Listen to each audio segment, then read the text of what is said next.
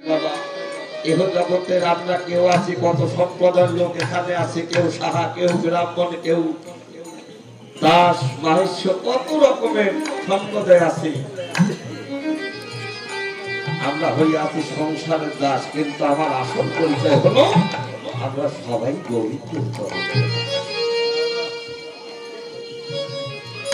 আমাদের আসল পরিচয় বাবা গোবিন্দের চরণের দাস। আমরা আত্মনিবেদন ছাড়া বাবা কখনো তার ভজন সাধন হয় না। যে এ জগতে সে যতবার সাধুই হোক না কেন। বাবা পাগলের এক শিষ্য বলেছিল, পাগল এই বিশ্ব জগতে কত মত, কত পথ, কত ভাবে মানুষ তোমার সাধন ভজন করে। পাগল সর্বশ্রেষ্ঠ সাধনাটা কি, সর্বশ্রেষ্ঠ ভজনটা কি? বাবা পাগল বলেছিল, রে যিনি নিজেকে পরিপূর্ণ ভাবে আমার গুরু গোবিন্দের চরণে আত্মসমর্পণ, রাধে রাধে,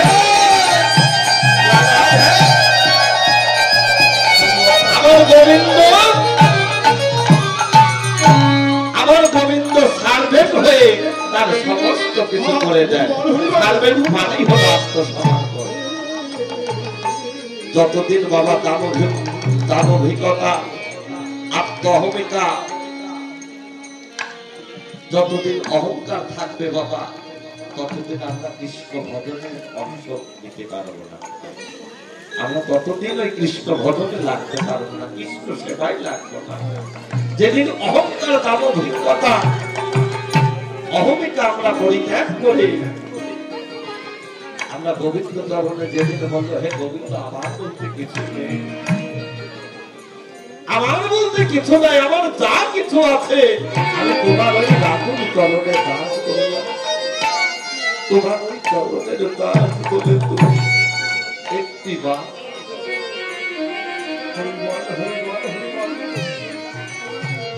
তাই তো বুড়ি বা মধুপুরে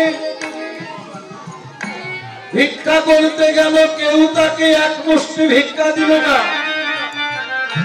এই প্রসঙ্গে বাবা যদি আপনার ঘরে কোনো বৈষ্ণব আসে, সাধু বৈষ্ণব আসে, কেননা কোন রূপে অধিক রূপে নারায়ণ আসতে পারে, আপনাকে পরীক্ষা করতে, ভগবান তুমি আমার কেমন ভক্ত আজ আমি নিজে দেখব।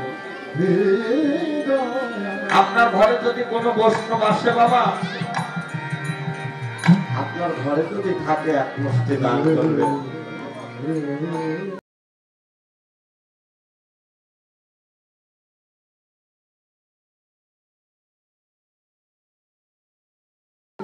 আর যদি না থাকে বাবা, তাহলে কিছুই করার নেই। তাই বলে কোন বৈষ্ণবকে আঘাত করবেন না, মনে কষ্ট দেবেন না।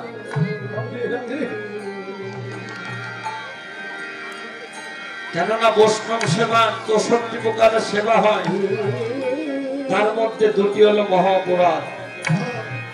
একটা হলো নাম অপরাধ, আর একটা হলো আমার বৈষ্ণবের চরণে অপরাধ। কেউ যদি কোনো ভক্ত যদি আমার বৈষ্ণবের চরণে অপরাধ করে, আমার ভগবান বললেন তাকে ক্ষমা করার অধিকার নেই। একমাত্র আমার বৈষ্ণব ভক্তই পারে তাকে, যদি ক্ষমা করে তবেই সে মুক্তি পাবে, আমার কোনো অধিকার নেই। এই তো সাধারণ বৈষ্ণব পরিবারকে কেউ দান করলো না, তবে গোবিন্দের পরীক্ষা। পরিবার আমার দুটি নয়নে জল ছেড়ে দিয়ে কেঁদে কেঁদে ঘরে ফিরছে, আর ঘরে গিয়ে দেখে এক মুষ্টি চাউল নাই, আমার কৌটায় একটু চিনিও নেই, একটা বাতাসাও নেই। আমি কেমন করে গোবিন্দের সেবায় দিব? আমার যে কেউ এক মুষ্টি ভিক্ষা দান করলো না। তাই তো বুড়িমা যদি নয়নের জল ছেড়ে দিয়ে তুলসী বৃক্ষ হতে একটি তুলসী পত্র ত্রাণ করে গোবিন্দ মন্দিরে গিয়ে যদি নয়নের জলার তুলসী পত্র অর্পণ করছে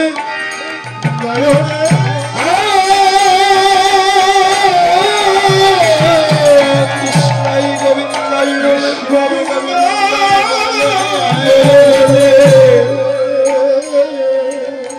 আমার গোবিন্দ সেবা দিচ্ছে আর কেঁদে কেঁদে বলছে হে গোবিন্দ তোমার সেবাই তো আমি লাগলাম না, তোমার সেবা দেবার মতো যে আমার কাছে আজ কিছুই নেই। গোবিন্দ আমার নয়নের জল আর দুটো তুলসী পত্র আমি তোমার চরণে অর্পণ করলাম। গোবিন্দ হে গোবিন্দ তোমার সেবায়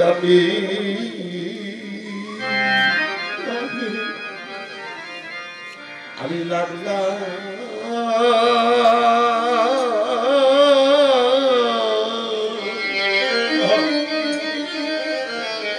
ওরে লাগলাম না রে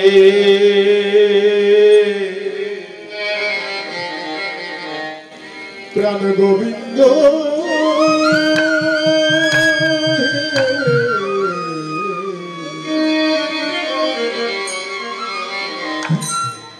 গোবিন্দ জানি তোমার সেবা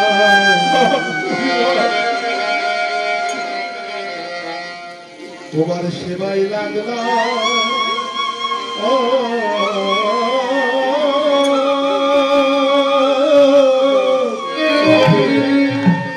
আমি লাগলাম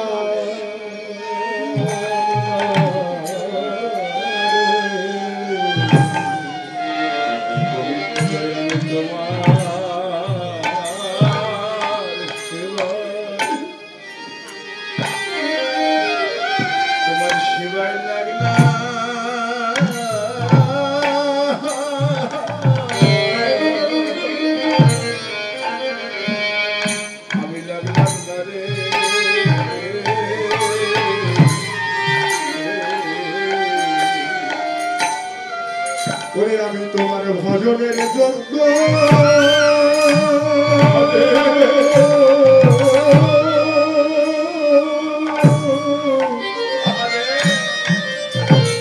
ভজন যোগ্য দেহ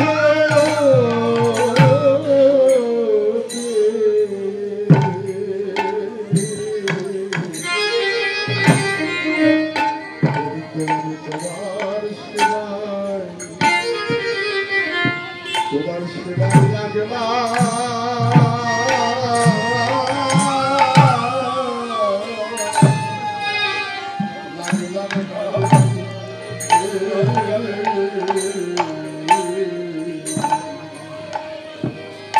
ওই আমার এত সাধের জন্য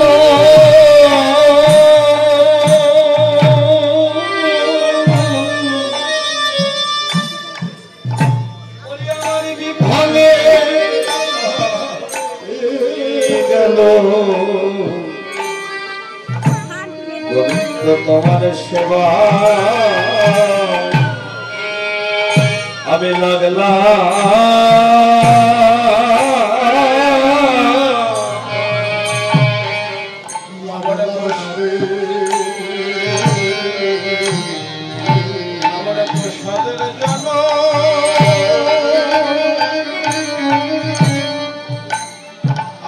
সাদের জানো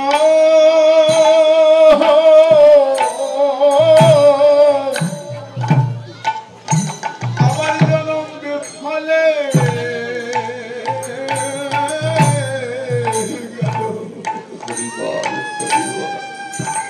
গোবিন্দ আমি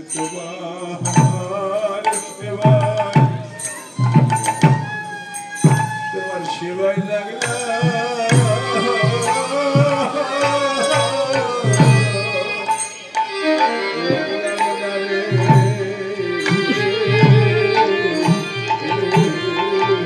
ভাবে আমি কত জন্মে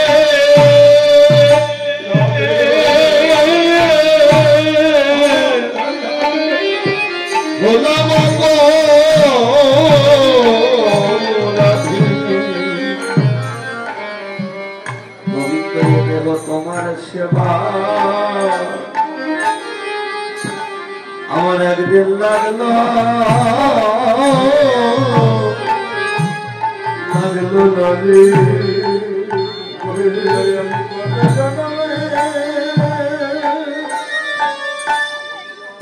আমি কত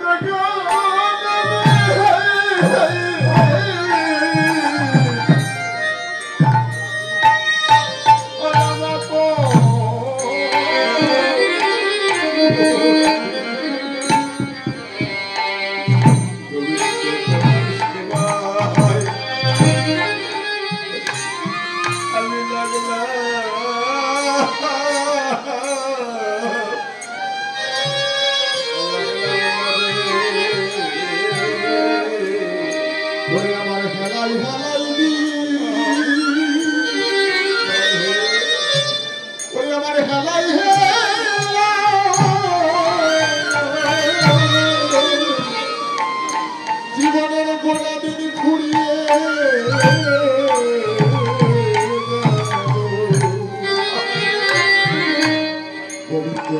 তোমার সেবা তোমার সেবায় লাগলাম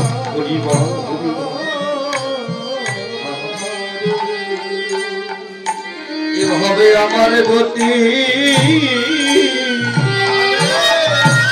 বলো দিবা আরে কিবা কিবা এইভাবে আমার গতি কিবা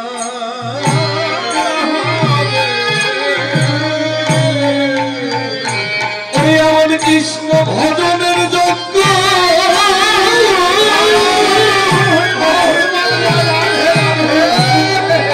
কৃষ্ণ ভজনের যজ্ঞ